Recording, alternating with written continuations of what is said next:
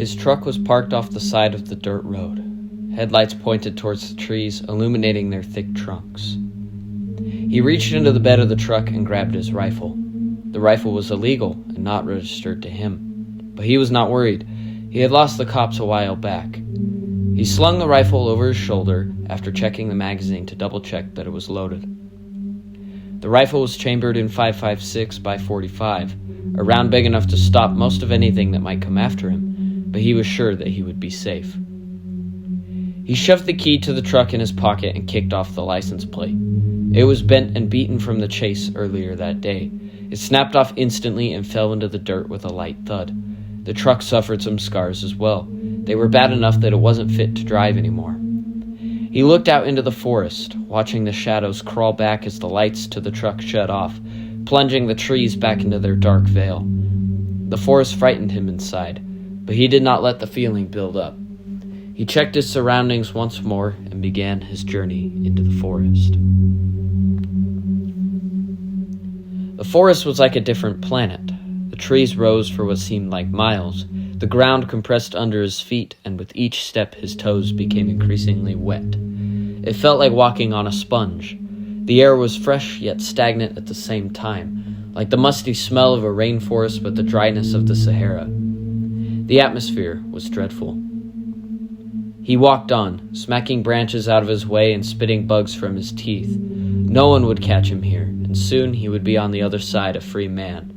But it was late, and his feet ached. The rifle on his back began to feel too heavy to carry.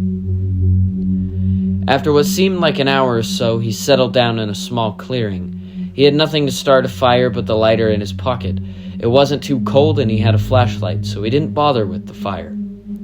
He sat against a tree, propping the rifle up next to him, and began to doze off. In his dreams, the forest seemed to speak to him. He was standing in the middle of a clearing. A faint mist gathered around him. The air began to move, making the trees undulate under its force. But it was as if the wind was going in slow motion. Through the wind he could hear a voice. The voice was deep and gravelly, like Grandpa's or Smoker's. The bass penetrated his eardrums, making them pulse with pain. It all felt a little too real. Perhaps it wasn't a dream. He couldn't make out what the voice was saying. It was in a different language or just too deep to understand. He looked around and saw nothing. The mist was too thick. He looked for the tree he was sleeping under and couldn't see it or the gun. The voice rose again, speaking louder this time. He was beginning to feel his fright rise from its prison in his chest. He spun frantically looking for the gun. He pushed through the mist and came across his tree, but the gun was not there. The voice began to make a sound that almost sounded like laughing, but it seemed to ride the wind like a roar. The man began to panic now. He was convinced that this was not a dream. The wind moved faster and the laughing grew louder. In a state of fear and confusion, his feet carried him into the forest in hopes to get away from the mist. But the mist followed him. It followed him like a moth to a light or a cub to its mother. As he ran, he kicked something in the dirt. It was hard and metallic. He bent down, struggling to catch his breath, and picked it up. It was the gun. He checked the magazine again just to make sure.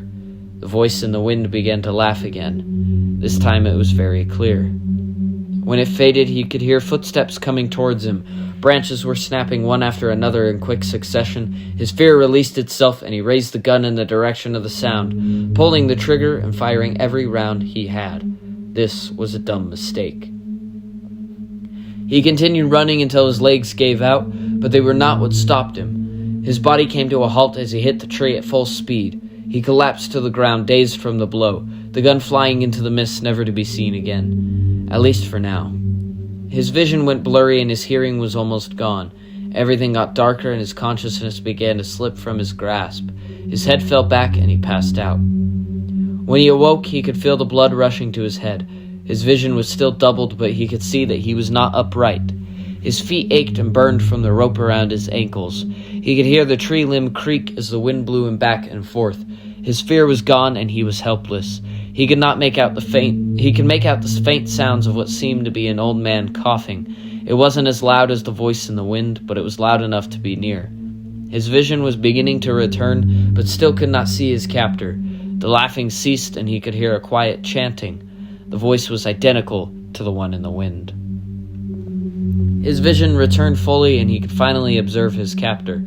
It was a tall, man-like figure, almost as tall as the tree branch he was strung from. Its shoulders hunched over unnaturally as it bent over a fire. The fire illuminated its form and the dead deer next to it. The figure that had what seemed to be leaves and stems growing from its wooden skin. It looked as if it emerged from the earth itself.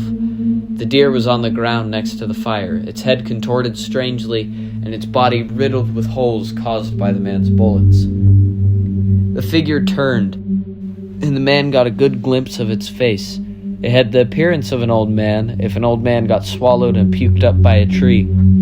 His skin was bark, and his hair was made of vines.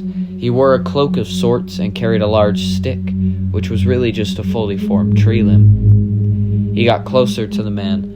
His dark eyes looked straight into his soul. There were no pupils, nor a light in the figure's eyes, and yet they seemed to have a mischievous look. His mouth was turned up in an angry grin. The man felt like he was about to puke. The blood was pooling in his head, and he could feel his body going numb. The figure poked him in the chest with the stick. He could not feel it. His nerves had just about shut down. He watched the figure as it turned its head, glancing at the mutilated deer and then back at him.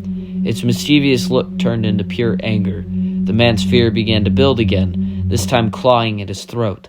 The figure moved away to grab something. It turned back and held up the rifle, and with one twist between its massive hands, the rifle was gone, bent into nothing but a ball of metal.